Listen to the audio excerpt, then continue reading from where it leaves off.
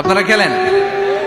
তো এই খেলা দেখে আনাস রাদিয়াল্লাহু তাআলা আনহু ভুলে গেলেন যে বিশ্বনবীর জামা আনতে হবে। উনি ভুলে যে উনিও দাঁড়িয়ে খেলা দেখতে শুরু করলেন। এখন ঘন্টার পর ঘন্টা যায়, আনাসও আসে না, জামাও আসে না। বিশ্বনবী ভাবলেন, হায় রে, আনাস মনে হয় ভুলে গিয়েছে, কি আর করা, যাই নিজের জামা নিজেই নিয়ে আসে। বিশ্বনবী বের হলেন জামা আনতে। বের হয়েই দেখে মদিনার গলিতে বাচ্চারা খেলতেছে, ওইদিকে আনাস রাদিয়াল্লাহু আনহু দাঁড়ান।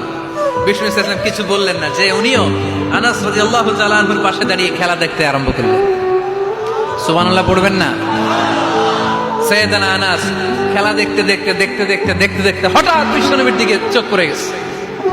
বিশ্বনবীর চোখের দিকে যখন সাইয়েদানা আনাস রাদিয়াল্লাহু তাআলা আনহুর চোখ পড়ে গেছে, সাইয়েদানা আনাস বলে, আমার কলিজাটা এখান থেকে এদিকে চলে আসছে ভয়ে।